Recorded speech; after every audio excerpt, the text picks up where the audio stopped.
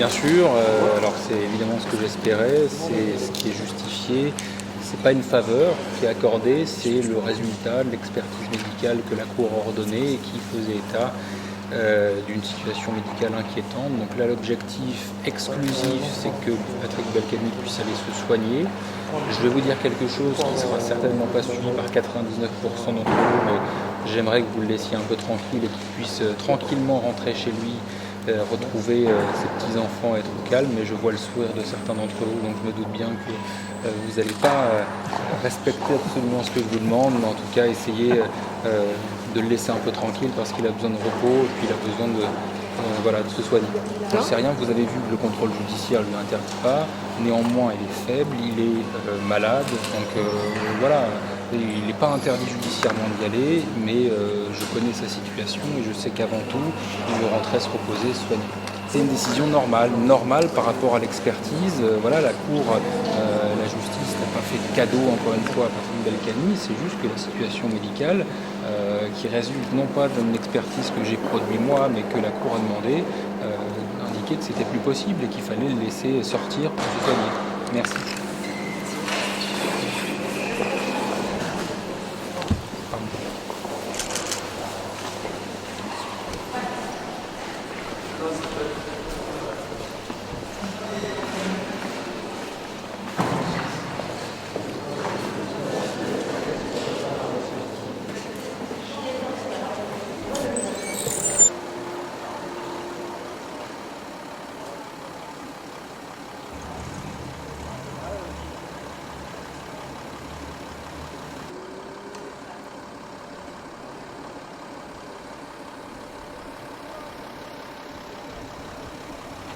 Ça, c'est génial. Le professeur qui l'a soigné à Cochin, le professeur Doucet. Enfin, une grande nouvelle tellement justifiée. Transmettez-lui mon très amical souvenir et aidez-le à retrouver son sourire perdu. Vous voyez, ça me touche. C'est génial. Ouais. Vous recevez beaucoup de... Et je vous dis dans le... Bon, voilà, mon téléphone va imploser là, hein. À mon avis, il est en voie d'implosion. Mais voilà, je veux dire que dans le climat actuel, je trouve formidable qu'il y ait des gens qui soient aussi chaleureux, humains, bienveillants. Ça fait du bien. Il sera fatigué surtout. Il est fatigué. Très fatigué. Très fatigué. Oui, bien sûr. Vous savez, les gens qui vous aiment, ils vous aiment, point. Voilà. C'est pas. Et puis il y a ceux qui vous aiment pas. Voilà. C'est important des moments comme ça. C'est surtout important ceux qui vous aiment. Ceux qui vous aiment pas, il faut pas trop regarder. En ce moment, c'est violent. Voilà, c'est tout. C'est la vie.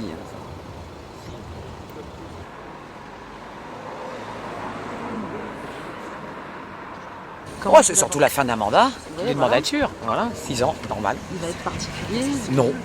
Rien de spécial. Ah non, puis alors... Vous jouez avec d'habitude. Et puis alors, je vais vous dire, les délibérations sont vraiment des délibérations techniques d'une vacuité totale.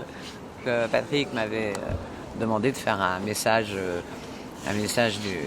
au conseiller avant d'ouvrir la séance. Donc, voilà, mais alors, ce qui est formidable, c'est que je vais le faire avec lui, là. Il n'y a pas de problème. On est une équipe soudée, là, tous les adjoints, tous les élus m'envoient des petits mots, ils sont fous de joie. Voilà, je crois.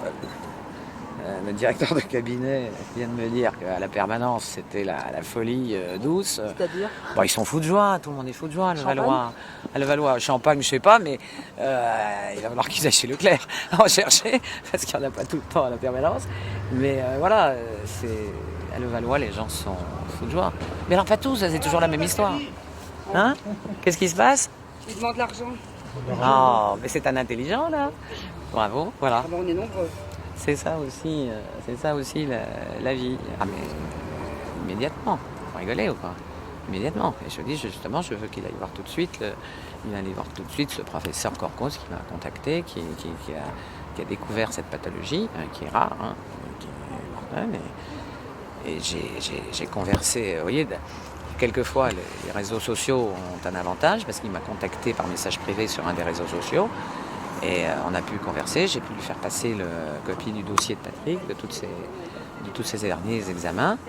Et il faut qu'il le voie rapidement parce qu'il pense qu'il va peut-être y avoir besoin en plus d'une deuxième intervention chirurgicale. Il a quand même eu, 2 anesthésies générales en 15 jours quand il était à l'hôpital. Et la deuxième fois, ils ont été obligés de procéder à une ablation. Donc, ça s'appelle une intervention chirurgicale. Et le professeur Corcos pense qu'il y en a peut-être, et l'expert judiciaire aussi d'ailleurs, peut-être besoin d'une autre. Donc il va filer rapidos. Je vais l'emmener Manu Militari à Beaujon. En plus, c'est juste à côté de Levallois, alors c'est bien. Mais voilà, et ça, il n'est pas question qu'il ne soit pas suivi. Et puis il y a toujours ce dos. Il y a des séquelles du dos, tous les médicaments qu'on lui a donnés et qui ont sans doute provoqué l'accident. Donc voilà, il y a plein de choses à voir. Et puis quand l'expert judiciaire est venu, il avait 22 de tension. Alors qu'il est sous hypertenseur, donc c'est pas tout à fait normal. Hein, voilà. Je crois que là, je vais aller me mettre dans la voiture pour être tranquille. Demain, il va bien falloir... cet après-midi, j'avais aussi des réunions, je suis parti. Mais je vais peut-être... De toute façon, je vais bouger les rendez-vous demain. Mon assistante est avec moi depuis 35 ans, donc on a géré ça très bien. Et puis demain, je resterai sans doute le matin avec Patrick, et puis après je vais filer, faire le conseil. Voilà. C'était plus facile d'ailleurs ici qu'à l'hôpital, parce que tous les détenus, toutes les cellules de la santé ont un téléphone. Il suffit de prendre une... Patrick m'a dit que ça ressemblait aux anciens taxiphones. Voilà. Le téléphone. Non, il faut... Alors, c'est compliqué parce il a droit à un certain nombre de numéros qui sont enregistrés par l'administration pénitentiaire. Mais quand vous prenez le taxiphone, là, il faut faire les 10 chiffres du numéro et puis après les 10 chiffres d'un code.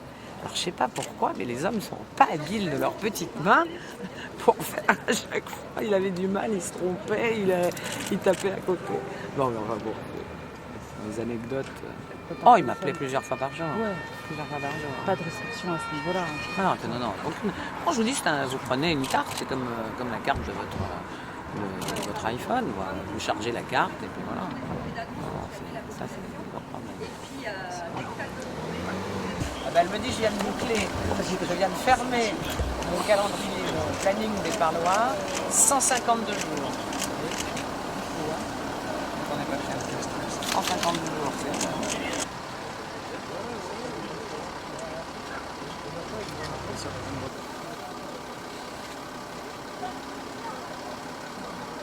Moi aussi. Ah bah voilà, on est tous là. Des Levalloisiens. Des Levalloisiens. Alors. Oh bah tu vois, mais moi. Tu m'étonnes. Il sort là, il va sortir. Oui, je l'attends. Je l'attends. Bon. Et qu'est-ce que tu fais là, toi? Non. Là, tu me racontes du pipeau, là. Tu me l'as joué, là. Ah, peut-être ton magasin.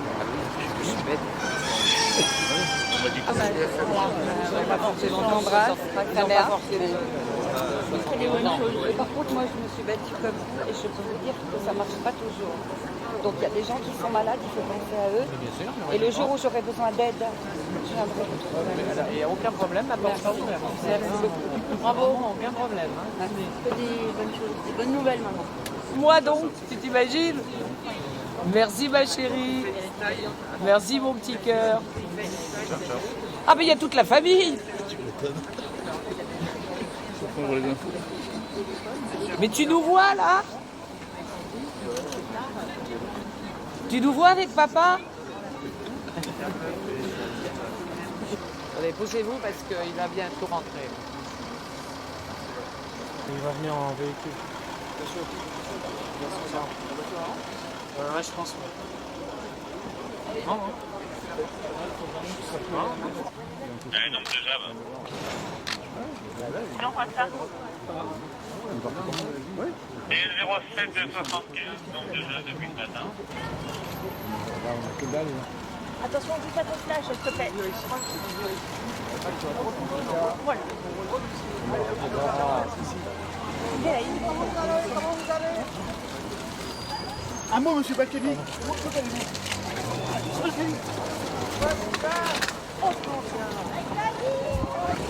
Balkany, ouais, mon gars.